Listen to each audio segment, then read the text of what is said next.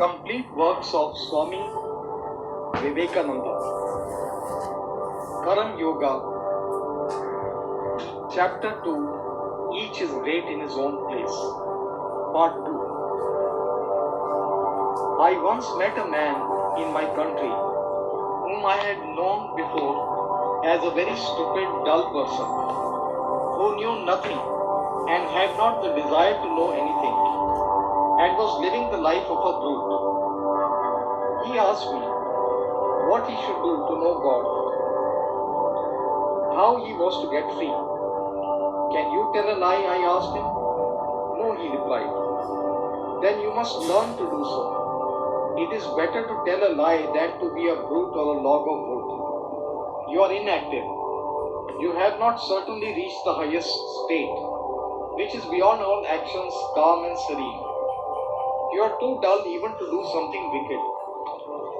That was an extreme case, of course, and I was joking with him. But what I meant was that a man must be active in order to pass through activity to perfect calmness. Inactivity should be avoided by all means. Activity always means resistance. Resist all evils, mental and physical. And when you have succeeded in resisting, then will calmness come. It is very easy to say, hate nobody, resist not evil. But we know what that kind of thing generally means in practice. When the eyes of society are turned towards us, we may make a show of non-resistance, but in our hearts, it is a canker all the time. We feel the utter want of the calm of non-resistance. We feel that it would be better for us to resist. If you desire wealth and know at the same time that the whole world regards him who aims at wealth as a very wicked man, you perhaps will dare not to plunge into the struggle for wealth. Yet your mind will be running day and night after money. This is hypocrisy and will serve no purpose. Plunge into the world and then, after a time when you have suffered and enjoyed all that in it, will renunciation come. Then will calmness come. So fulfill your desire for power and everything else, and after you have fulfilled the desire, will come the time when you will know that there are very few things. But until you have fulfilled this desire, until you have passed through that activity, it is impossible for you to come to the state of calmness, serenity, and self-surrender. These ideas of serenity and renunciation have been preached for thousands of years. Everybody has heard of them from childhood, and yet we see very few in the world who have really reached that stage. I do not know if I have seen 20 persons in my life who are really calm and non-resisting, and I have traveled over half of the world. Every man should take up his own ideal and endeavor to accomplish it. That is a surer way of progress than taking up another man's ideals which he can never hope to accomplish. For instance, we take a child and at once give him the task of walking 20 miles. Either the little one dies, or 1 in 1,000 crawls the 20 miles to reach the end exhausted and half dead.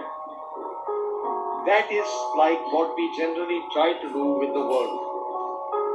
All the men and women in any society are not of the same mind, capacity, or of the same power to do things. They must have different ideals, and we have no right to sneer at any ideal. Let everyone do the best he can for realizing his own ideal. Nor is it right that I should be judged by your standard or you by mine. The apple tree should not be judged by the standard of the oak, nor the oak by that of the apple. To judge the apple tree, you must take the apple standard, and for the oak, its own standard. Unity in variety is the plan of creation. However, men and women may vary individually. There is no unity in the background. The different individual characters and classes of men and women are natural variations in creation. Hence, we ought not to judge them by the same standard or put the same ideal before them. Such a course creates only an unnatural struggle, and the result is that man begins to hate himself and is hindered from the beginning from becoming religious and good. Our duty is to encourage everyone in his struggle to live up to his own highest ideal and strive at the same time to make the ideal as near as possible to the truth. In the Hindu system of morality, we find that this fact has been recognized from very ancient times, and in their scriptures and books on ethics, different rules are laid down for the different classes of men. The householder, the sannyasin, the man who has renounced the world, and the student. The life of every individual, according to the Hindu scriptures, has its peculiar duties apart from what it is common to universal humanity. The Hindu begins life as a student. Then he marries and he becomes a householder. In old age he retires. And lastly he gives up the world and becomes a sannyasi. To each of these stages of life, certain duties are attached. No one of these stages is intrinsically superior to another. The life of the married man is quite as great as that of the celibate who has devoted himself to religious work. The scavenger in the street is quite as great and glorious as the king on his throne. Take him off his throne, make him do the work of the scavenger, and see how he fares. Take up the scavenger and see how he will rule. It is useless to say that the man who lives out of the world is a greater man than he who lives in the world. It is much more difficult to live in the world and worship God than to give it up and live a free and easy life. The 4 stages of life in India have in later times been reduced to 2, that of the householder and that of the monk. The householder marries and carries on his duties as a citizen, and the duty of the other is to devote his energies wholly to religion, to preach and to worship God. I shall read to you a few passages from the Mahanirvan Tantra, which treats of this subject, and you will see that it is a very difficult task for a man to be a householder and perform all his duties perfectly. The householder should be devoted to God. The knowledge of God should be his goal of life. Yet he must work constantly, perform all his duties. He must give up the fruits of his actions to God. It is the most difficult thing in this world to work and not care for the result. To help a man and never think he ought to be grateful. To do some work and at the same time never look to see whether it brings you name or fame or nothing at all. Even the most arrant coward becomes brave when the world praises him. A fool can do heroic deeds when the approbation of society is upon him. But for a man to constantly do good without caring for the approbation of his fellow men is indeed the highest sacrifice a man can perform. The great duty of the householder is to earn a living, but he must take care that he does not do it by telling lies or by cheating or by robbing others. And he must remember that his life is for the service of God and the poor. Knowing that mother and father are the visible representatives of God, the householder always and by all means must please them. If the mother is pleased and the father, God is pleased with the man. That child is really a good child who never speaks harsh words to his parents. Before parents, one must not utter jokes, must not show restlessness, must not show anger or temper. Before mother or father, a child must bow down low and stand up in their presence and must not take a seat until they order him to sit. If the householder has food and drink and clothes, without first seeing that his mother and father, his children, his wife, and the poor are supplied, he is committing a sin. The mother and the father are the causes of this body. So man must undergo 1,000 troubles in order to do good to them. Even so is his duty to his wife.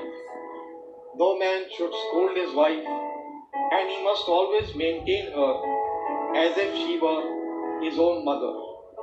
And even when he is in the greatest difficulties and troubles, he must not show anger to his wife. He who thinks of another woman besides his wife, if he even touches her with his mind, that man goes to dark hell. Before women, he must not talk improper language and never brag of his powers. He must not say, I have done this or I have done that.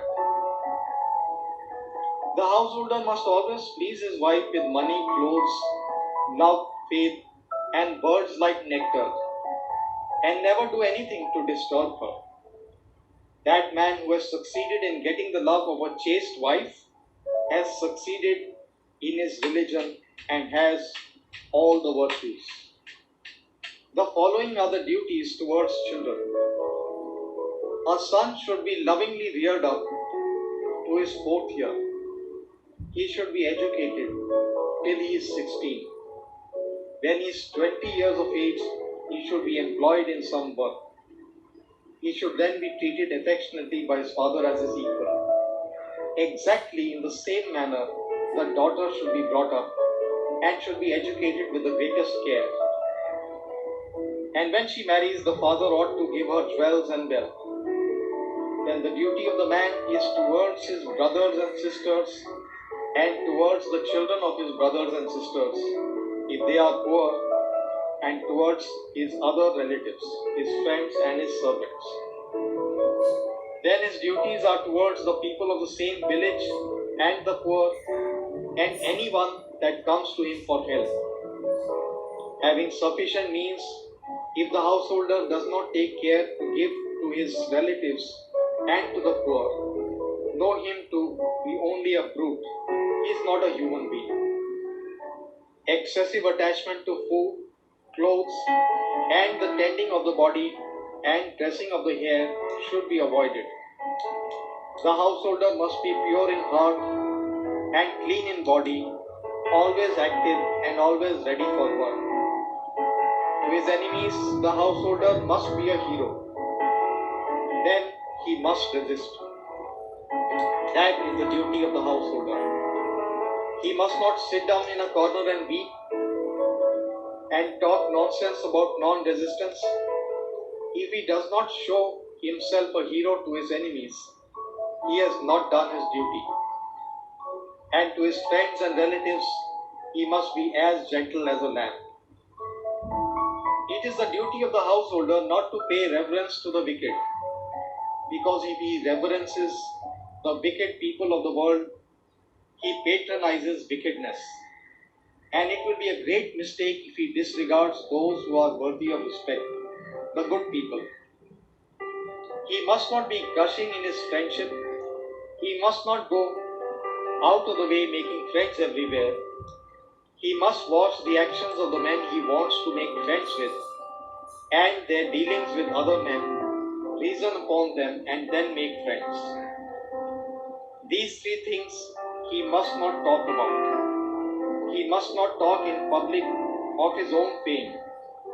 He must not preach his own name or his own powers. He must not talk of his wealth or of anything that has been told to him privately. A man must not say he is poor or that he is wealthy. He must not brag of his wealth. Let him keep his own counsel. This is his religious duty. This is not merely worldly wisdom. If a man does not do so, he may be held to be immoral. The householder is the basis, the prop of the whole society. He is the principal earner. The poor, the weak, the children, and the women who do not work all live upon the householder. So there must be certain duties that he has to perform, and these duties must make him feel strong to perform them, and not make him think he is doing things beneath his ideal. Therefore, if he has done something weak or has made some mistake, he must not say so in public. And if he is engaged in some enterprise and he knows he is sure to fail in it, he must not speak of it. Such self-exposure is not only uncalled for, but also unnerves the man and makes him unfit for the performance of his legitimate duties in life. At the same time, he must struggle hard to acquire these things, firstly knowledge and secondly wealth. It is his duty, and if he does not do his duty, he is nobody. A householder who does not struggle to get wealth is immoral. If he is lazy and content to lead an idle life, he is immoral, because upon him depend hundreds. If he gets riches, hundreds of others will thereby be supported. If there were not in this city hundreds who had striven to become rich and who had acquired wealth, where would all this civilization be? And these arms and these great houses be? Going after wealth in such a case is not bad, but that wealth is for distribution. The householder is the center of life in society. It is a worship for him to acquire and spend wealth nobly. For the householder who struggles to become rich by good means and for good purposes, he is doing practically the same thing for the attainment of salvation as the anchorite does in his cell when he is praying. For in them we see only the different aspects of the same virtue of self-surrender and self-sacrifice, prompted by the feeling of devotion to God and to all that is His. He must struggle to acquire a good name by all means. He must not gamble. He must not move in the company of the wicked. He must not tell lies. And he must not cause trouble to others. Often people enter into things they have not the means to accomplish, with the result that they cheat others to attain their own ends. Then there is in all things the time factor to be taken into consideration. What at one time may be a failure would perhaps at another time be a very great success. The householder must speak the truth and speak gently, using words which people like, which will do good to others, nor should he talk of the business of other men. The householder, by digging tanks, by planting trees on the roadsides, by establishing rest houses for men and animals, by making roads and building bridges, goes towards the same goal as the greatest yogi. This is one part of the doctrine of Karam Yoga, activity, the duty of the householder. There is a passage later on where it says that if the householder dies in battle fighting for his own country or in his religion, he comes to the same goal as the yogi by meditation, showing thereby that what is the duty for one is not the duty for another. At the same time, it does not say that this duty is boring and the other is elevating. Each duty has its own place, and according to the circumstances in which we are placed, we must perform our duty.